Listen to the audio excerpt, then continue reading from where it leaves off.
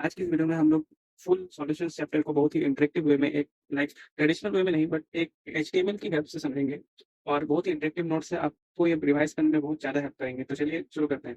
First of all concentration terms, ठीक है। तो कंसंट्रेशन टर्म्स क्या क्या है हमारे पास? कंसंट्रेशन टर्म्स हमारे पास टोटल 6 हैं। Okay, molarity, molality, mole fraction, मास परसेंटेज, मास वॉल्यूम परसेंटेज और पीपीएम। चलिए एक एक तो समझते हैं। फर्स्ट ऑफ ऑल हमारे पास मोलारिटी है। मोलारिटी क्या होता है? Molarity is number of moles by volume of solution. Number of moles मतलब मोलारिटी आपका एक मिनट। मोलारिटी है number of moles, number of moles of solute, okay, by volume of solution in litre, okay. Then हमारे पास है molarity. Molarity क्या होता है? मोलारिटी है number of moles of solute but mass of solvent in KG, okay. ये एक single ऐसी क्वांटिटी कंसंट्रेशन टर्म है जहाँ पे हम लोग सॉल्यूट के जो सॉल्वेंट है उसे। सेकंड हमारे पास है मोल फ्रैक्शन। मोल फ्रैक्शन क्या होता है? मोल फ्रैक्शन होता है number of moles of A particular substance और by total number of moles. मान लीजिए हमारे पास एक सॉल्यूशन है जिसमें number of moles of A, दो सॉल्यूशन है ए और बी, ओके। तो एक का नंबर ऑफ मोल्स है 1 और एक का नंबर ऑफ मोल्स है 2। तो अगर हमसे कहा गया है कि ए का number of moles mole fraction क्या होगा, तो ए का मोल फ्रैक्शन हम लोग एक्स, इसे कप्पा कहते हैं। X equals to number of moles of A by 1+2 मतलब टोटल मोल्स को रिप्रेजेंट करेगा, ओके। नेक्स्ट वॉल्यूम परसेंटेज और मास परसेंटेज और पीपीएम।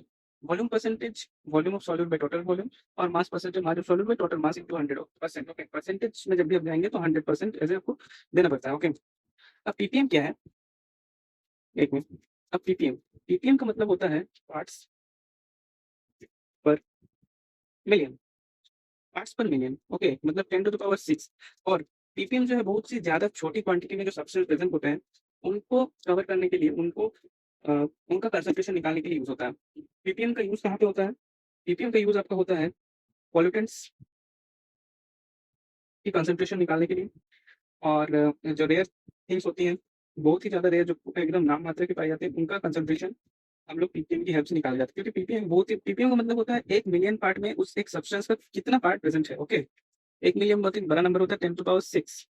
देखिए इसका फॉर्मूला है mass of the substance by total mass into 10⁻⁶, okay. See, ये बहुत ही ज्यादा इंटरेक्टिव नोट्स है जो मैंने बनाए हैं एचटीएमएल की हेल्प से।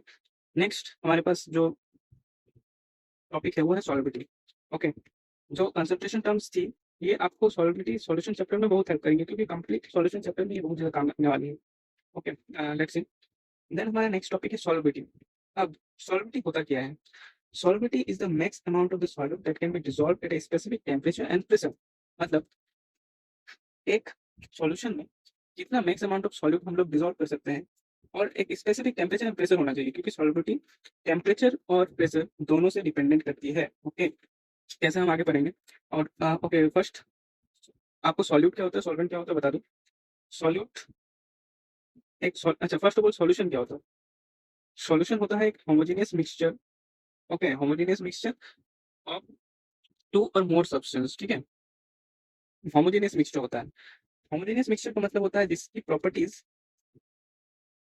प्रॉपर्टी जो होती है वो throughout the solution, properties जो होंगी वो throughout the solution same होंगे, okay. Throughout the solution constant same रहेंगे, throughout the solution throughout same, okay. Solute जो सब्सटेंस लेस अमाउंट में प्रेजेंट होगा, सॉल्वेंट जो substance ज्यादा अमाउंट में प्रेजेंट होगा वो होगा सॉल्वेंट हमारा, ओके। अब देखिए सॉल्युबिलिटी, अब आते हैं सॉल्युबिलिटी क्या है। सॉल्युबिलिटी होता है max amount of the solute that can be dissolved at specific temperature and pressure. एक स्पेसिफिक टेंपरेचर और प्रेशर में एक अमाउंट ऑफ सॉल्यूट कितना डिसॉल्व हो सकता है उसे कहते हैं हम सॉल्युबिलिटी। अब स्पेसिफिक टेंपरेचर एंड प्रेशर क्यों? क्योंकि सॉल्युबिलिटी जो है, क्योंकि सॉल्युबिलिटी जो है ये टेम्परेचर और प्रेशर दोनों से डिपेंडेंट है। कैसे? देखिए पहले ही बता दूं, टेम्परेचर जब बढ़ता है तो जो सॉलिड्स होते हैं, सॉलिड्स होते हैं उनकी सॉल्युबिलिटी बढ़ती है और जो गैस होते हैं उनकी सॉल्युबिलिटी घटती है, ओके। अब करते हैं फैक्ट, इसीलिए हमें कांस्टेंट टेम्परेचर और प्रेशर चाहिए, एक स्पेसिफिक टेम्परेचर और प्रेशर चाहिए। और प्रेशर जब बढ़ता है तो गैस की सॉल्युबिलिटी बढ़ जाती है, okay. See, factors affecting solubility, nature of the solvent and solute. Nature of the solute and solvent का मतलब क्या होता है? जो हमारे पोलर सब्सटेंस होते हैं, पोलर, वो पोलर को डिसॉल्व करेंगे, जो नॉन पोलर होते हैं वो नॉन पोलर को डिसॉल्व करेंगे, ओके। देन हमारे पास है टेम्परेचर, जो मैंने आपको बताया। टेम्परेचर से कैसे सॉलिड, जब टेम्परेचर आप बढ़ाओगे तब सॉलिड सॉलिडिटी घटेगी। ये गैस, ओके, गैस की सॉलिडिटी घटेगी और सॉलिड की सॉलिडिटी बढ़ेगी, सॉरी। और गैसेस की सॉलिबिलिटी, जब आप प्रेशर को बढ़ाओगे तो गैसेस की सॉलिबिलिटी बढ़ती है, ओके। अब हमारे पास है सॉलिड एंड लिक्विड की सॉल्यूशन। तीनों।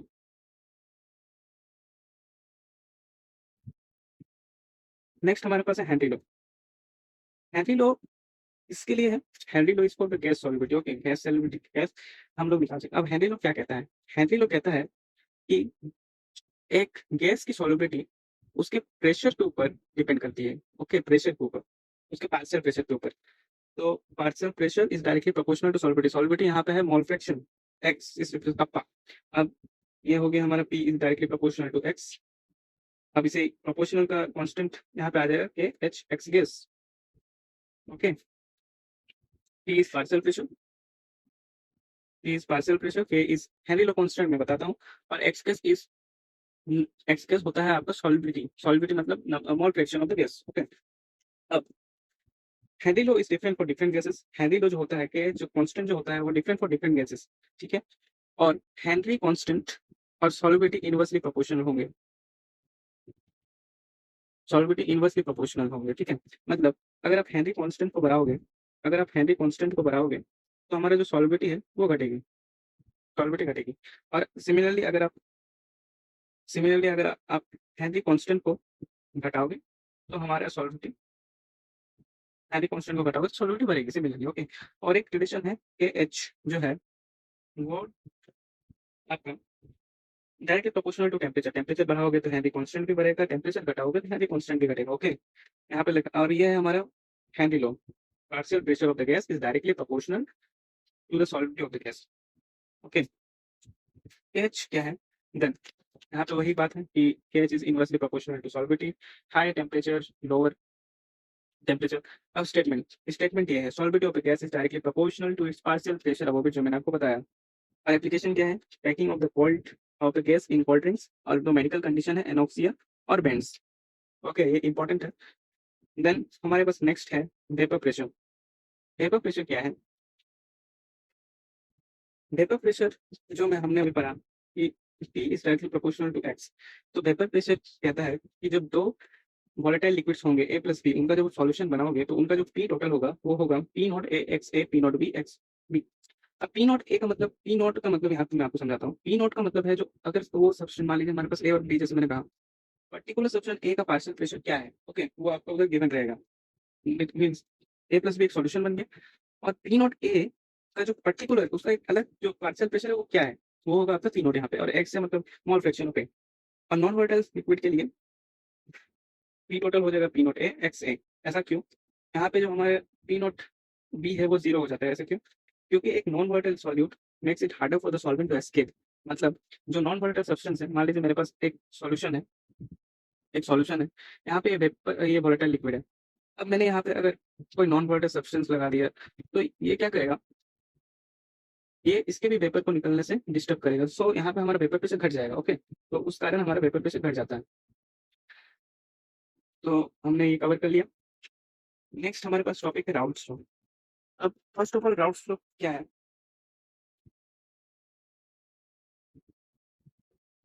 आपने पहले ये वेपर प्रेशर राउल्ट लॉ मैंने पढ़ा दिया। अब राउल्ट लॉ क्या, राउल्ट लॉ भी एक special case of Henry law है। कैसे? देखिए, राउल्ट लॉ हमने क्या पढ़ा, P gas equals to P naught A, okay, P gas is P naught A x A, और Henry law P gas equals to K H x A. आप अगर गौर से देखोगे, अगर P naught A Henry constant equal हो जाएगा तो ये दोनों सेम फॉर्मूला बन जाएगा। मतलब राउल्ट लॉ हेनरी लॉ का एक स्पेशल केस है, ओके। नेक्स्ट टॉपिक है आइडियल सॉल्यूशन। अब आइडियल सॉल्यूशन क्या होता है? आइडियल सॉल्यूशन होता है interaction A B B is equal to A B. मान लीजिए मेरे पास एक सब्सटेंस ए, एक सब्सटेंस है बी। अब मैंने इन दोनों का एक सॉल्यूशन बना दिया ए बी। तो ए का मतलब क्या है? ए मतलब ए फोर्स ऑफ अट्रैक्शन, मतलब इन दोनों के बीच का फर्स्ट जो अट्रैक्शन होगा, दो पार्टिकल होंगे ए, तो इनके बीच का जो अट्रैक्शन होगा, फिर दो पार्टिकल होंगे बी बी, इनके फोर्स का जो पास का जो अट्रैक्शन होगा वो डायरेक्ट वो इक्वल होगा ए बी। मतलब जब हम लोग सॉल्यूशन बना लेंगे ए बी तो इनका भी सेम हो जाएगा, वही लिखा है A force of attraction, B B force of attraction is equal to A B force of attraction. Okay, अब आइडियल सॉल्यूशन कुछ कंडीशंस को फॉलो करते हैं। जैसे अगर आप सॉल्यूशन बना लोगे, डेल्टा बी मिक्स जीरो होगा, मतलब वॉल्यूम में कोई चेंज नहीं आएगा। डेल्टा एच मिक्स भी जीरो होगा, मतलब ना ये जो सॉल्यूशन आप बनाओगे, ये सॉल्यूशन ना ही एंडोथर्मिक होगा, ना ही एक्सोथर्मिक, ना ही हीट रिलीज करेगा, ना ही हीट अब्जॉर्ब करेगा। ओके, और ये राउंड लो को फॉलो करेगा। बट ये तो होती है आइडियल सॉल्यूशन। रियल लाइफ में कोई आइडियल सॉल्यूशन नहीं होते हैं। तो आइडियल सॉल्यूशन क्या होते हैं? जो राउंड लो को फॉलो नहीं करते हैं। तो नॉन आइडियल सॉल्यूशन भी टू टाइप्स के होते हैं, चलिए जानते हैं क्या। फर्स्ट, नेगेटिव डेविएशन सॉल्यूशन, मतलब दो टाइप के सॉल्यूशन होंगे। एक होता है नेगेटिव डेविएशन और एक होता है positive deviation. Negative negative deviation क्या होता है? जब हमारा ए फोर्स ऑफ अट्रैक्शन और A B force of attraction, A force of attraction, B B force of attraction, A B B force of attraction घट जाता है A B force of attraction, मतलब A B force of attraction यहाँ पे बढ़ जाएगा। तो यहाँ पे क्या होगा? हमारा ग्राउंड फ्लो का नेगेटिव डेविएशन, यहाँ पे पार्शियल प्रेशर घट जाएगा क्योंकि अट्रैक्शन बढ़ गया। ओके, तो यहाँ पे डेल्टा वी मिक्स जीरो होगा, लेस देन जीरो होगा, delta H mix less than zero होगा। इसका एक एग्जाम्पल है HNO3H2O। सिमिलरली पॉजिटिव डेविएशन में क्या होगा? जो A B force of attraction है वो वीकर होगा, यहाँ पे बी मिक्स बढ़ जाएगा, एच मिक्स बढ़ जाएगा। और इसका ये example, azeotrophs are known as the constant boiling mixtures। constant boiling क्यों? azeotrophs are known as the constant boiling mixtures। अब azeotrophs टू टाइप्स के होते हैं, एक मिनिमम बॉइलिंग और maximum boiling. Minimum boiling azeotrophs कौन होते हैं? पॉजिटिव, जो जो सॉल्यूशंस पॉजिटिव डेविएशन दिखाते हैं आउटफ्लो से, उन्हें हम कहते हैं मिनिमम बॉइलिंग। और जो सब्सटेंस नेगेटिव डेविएशन दिखाते हैं आउटफ्लो से, वो होते हैं मैक्सिमम बॉइलिंग। जैसे यहाँ पे हमारे जो नेगेटिव डेविएशन HNO3+H2O ये सॉल्यूशन है, ये हमारा हो जाएगा मैक्सिमम बॉइलिंग और ये हो जाएगा मिनिमम बॉइलिंग। ओके, इनके ये जो एग्जाम्पल इन्हें आपको याद करना है, ये बहुत इंपॉर्टेंट है। आप चाहो तो और भी कुछ एग्जाम्पल याद करके रख सकते हो, maximum and boiling, minimum boiling. एक और इंपॉर्टेंट पॉइंट है, मैक्सिमम और एजियोट्रॉप्स को आप सिंपल फ्रैक्शनेशन से नहीं, फ्रैक्शनल डिस्टिलेशन से इसे आप सेपरेट नहीं कर सकते। क्यों नहीं कर सकते?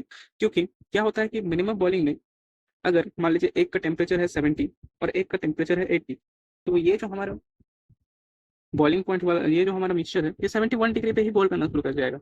सिमिलरली इसमें भी ज़्यादा होगा तो बॉईल करना शुरू हो जाएगा। इन दिस केस आप कैसे उसे सॉल्व करो? तो इस केस में अगर आपको सब दोनों सब्सटेंस को अलग करना होता है तो एक सॉल्ट को ऐड करना पड़ता है। ओके, जो आप आगे के चैप्टर्स में पढ़ोगे। नेक्स्ट हम पढ़ेंगे क्वालिटेटिव प्रॉपर्टीज। क्वालिटेटिव प्रॉपर्टीज का मैं इंट्रो दे दूँ। क्वालिटेटिव प्रॉपर्टीज क्या है? Qualitative properties are the properties that depend only on the number of the solute.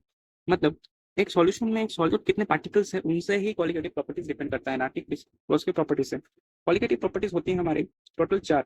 हमारे पास फर्स्ट क्वालिटेटिव प्रॉपर्टी है, ये जो हमारे देख रहे हो टीबी, ये है हमारा elevation in boiling point. Elevation of boiling point कैसे है देखो, delta T B is directly proportional to molarity. Delta T B equals to K V into M, K P on M, M is molality. ये हमारे कुछ फॉर्मूलाज हैं टीबी, और ये है freezing point. First of all graph को समझते हैं। ये ग्राफ प्रेशर, ओके, ये है आपका प्योर सब्सटेंस और ये है हमारा सॉल्यूशन। ये अगर क्या होता है, जब किसी सब्सटेंस का जो वेपर प्रेशर है वो एटमॉस्फेरिक प्रेशर से सेम हो जाता है, वो तब वो सब्सटेंस बॉयल करना लगता है। ओके, मतलब अगर किसी सब्सटेंस का वेपर प्रेशर कम है तो उसका बॉइलिंग पॉइंट ज़्यादा होगा। For example petrol.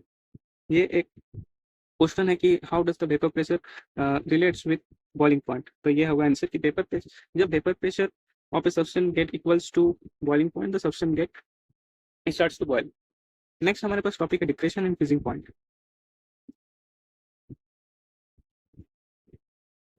डिप्रेशन और freezing point is delta T F K F into M. दोनों फॉर्मूला सेम टू सेम है, बस delta T B T K B, delta T F और के एफ, इनका आपको ध्यान रखना है।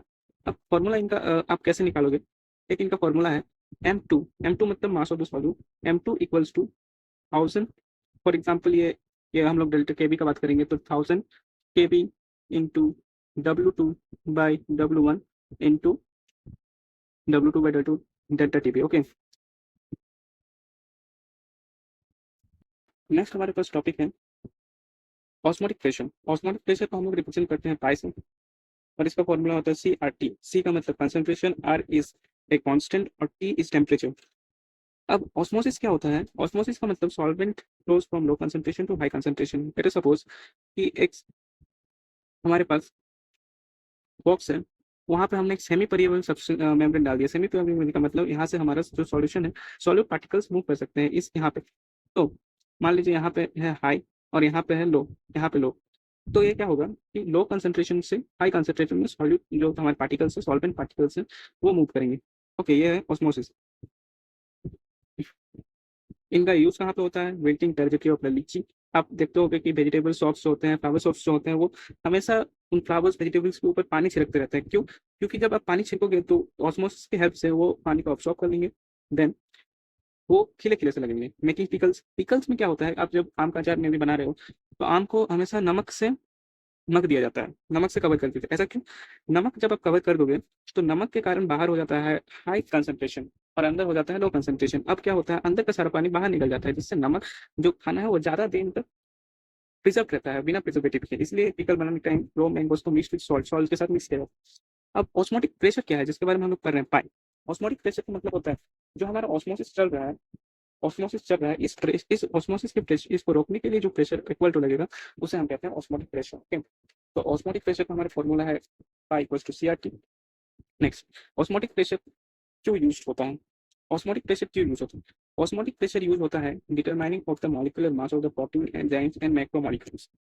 हम लोग क्वालिटेटिव प्रॉपर्टी से किसी भी सब्सटेंस का, पार्टिकल्स का सब्सटेंस मोलर मास निकाल सकते हैं। अब इससे क्या होता है, जो हमारे delta TV, elevation in boiling point, elevation depression in freezing point होता है, उसमें हमारा एम का वैल्यू बहुत ही ज़्यादा कम आएगा, तो बहुत ही ज़्यादा कम आता है, जिसके कारण एरर का चांस रहता है। बट जब हम लोग ऑस्मोसिस कराएंगे, ऑस्मोटिक प्रेशर का यूज़ करेंगे, तब हमारा एम का वैल्यू बहुत ही बड़ा आएगा, जिससे जो हमारे एरर का जो ये है वो कम रहेगा, एरर के चांसेस कम रहेंगे। ओके, नेक्स्ट हमारे पास टॉपिक है relative lowering in vapour pressure. Relative lowering in vapour pressure, देखिए मैंने पहले ही आपको बताया था, जब कोई नॉन वोलेटाइल लिक्विड होता है तो पी टोटल हमारा हो जाता है पी नॉट ए एक्स से, पी नॉट ए एक्स से। ओके, पी नॉट टोटल हो जाता है पी नॉट ए एक्स से। अब पी नॉट ए एक्स में क्या होता है, जो हमारा एक्स ए है इसको हम 1 - एक्स बी लिख सकते हैं, एक्स बी लिख सकते हैं। ओके, तो यहाँ पे लिखा हुआ P naught A x 1 - x B, 1 - x B is x A, और एक्स बी यहाँ पे क्या हो जाएगा, इसे आप सब्सटीट्यूट कर दोगे उस तरफ तो पी, इसको इधर minus P naught A minus P total by P naught A. Okay, मतलब क्या है, x B equals to P naught A minus P total by P naught A. चलो, next next and last topic है हमारा abnormal molar mass and रेंटो factor. Abnormal molar mass का मतलब क्या है? जैसे मैंने आपको पहले ही बताया कि हम लोग क्वालिटेटिव प्रॉपर्टी से मोलर मास निकाल सकते हैं।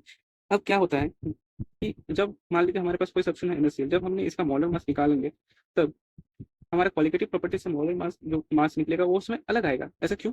याद कीजिए, मैंने आपको पहले बताया था कि क्वालिटेटिव प्रॉपर्टीज जो होते हैं वो डिपेंड करते हैं नंबर ऑफ पार्टिकल्स, ना कि उनके प्रॉपर्टीज।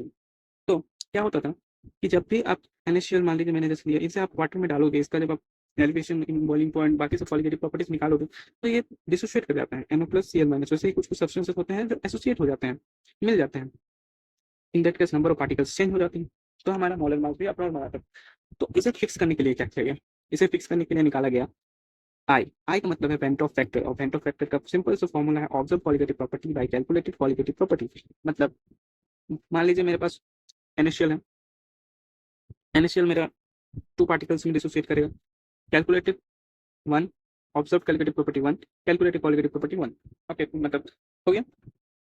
और सारे फॉर्मूलाज को इसे ठीक करने के लिए आप सारे जो delta TV delta T formula है उनके साथ जस्ट आई को इंटू करोगे। अब मैं आपको एक ट्रिक देता हूँ कि आई को कैसे कैलकुलेट करना है। आई कैलकुलेट करने के लिए सिंपल सा ट्रिक है, डिसोसिएशन के लिए 1 + n-1 a alpha, alpha alpha is degree of dissociation. Okay, और डिसोसिएशन आई हमेशा 1 से बड़ा होगा, और उसी तरह for association i equals to 1/1 - n-1 into alpha. Alpha का मतलब डिग्री ऑफ डिसोसिएशन है, एसोसिएशन में आई का वैल्यू हमेशा 1 से कम ही आएगा।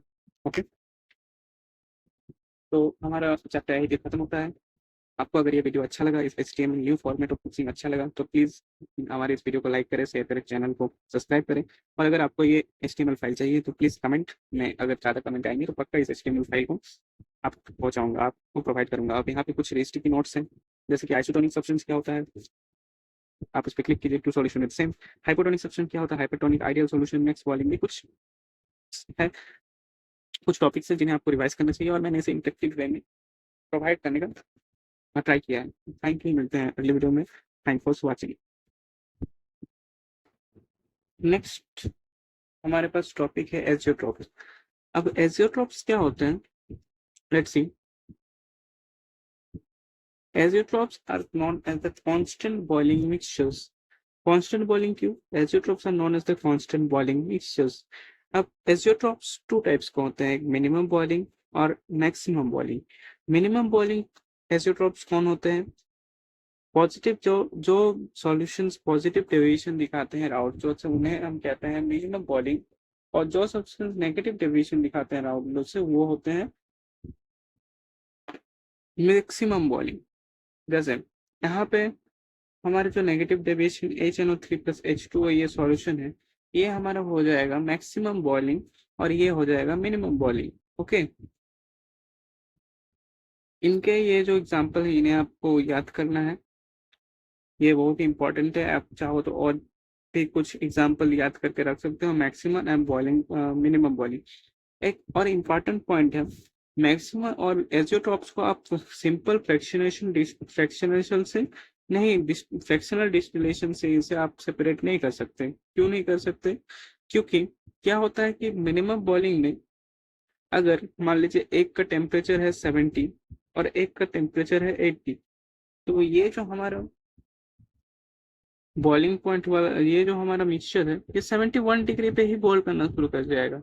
सिमिलरली इसमें भी ज्यादा होगा तो बॉईल करना शुरू हो जाएगा। इन दिस केस आप कैसे उसे सॉल्व करो? तो इस केस में अगर आपको सब दोनों सब्सटेंस को अलग करना होता है तो एक सॉल्ट को ऐड करना पड़ता है। ओके, जो आप आगे के चैप्टर्स में पढ़ोगे। नेक्स्ट हम पढ़ेंगे क्वालिटेटिव प्रॉपर्टीज। क्वालिटेटिव प्रॉपर्टीज का मैं इंट्रो दे दूं। क्वालिटेटिव प्रॉपर्टीज क्या है? Qualitative properties are the properties that depend only on the number of the solute.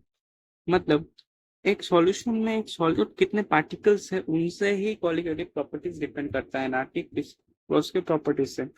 Qualitative properties होती है हमारे टोटल 4। हमारे पास फर्स्ट क्वालिटेटिव प्रॉपर्टी है, ये जो हमारे देख रहे हो टीवी, ये है हमारा elevation in boiling point. Elevation of boiling point कैसे है देखो, delta TB is directly proportional to molarity. Delta TB equals to Kb into M. Kb onto M. M is molality. ये हमारे कुछ फॉर्मूलाज हैं Kb, और ये है freezing point. First of all graph को समझते हैं। ये graph you can avoid pressure. Okay, ये है आपका प्योर सब्सटेंस और ये है हमारा सॉल्यूशन। ये अगर क्या होता है जब किसी सब्सटेंस का जो वेपर प्रेशर है वो एटमॉस्फेरिक प्रेशर से सेम हो जाता है, वो तब वो सब्सटेंस बॉयल करना लगता है। ओके, मतलब अगर किसी सब्सटेंस का वेपर प्रेशर कम है तो उसका बॉइलिंग पॉइंट ज्यादा होगा। For example petrol.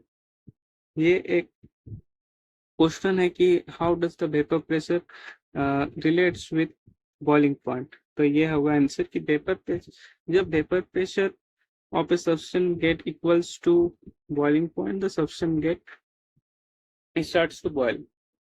नेक्स्ट हमारे पास टॉपिक है डिप्रेशन एंड फ्रीजिंग पॉइंट।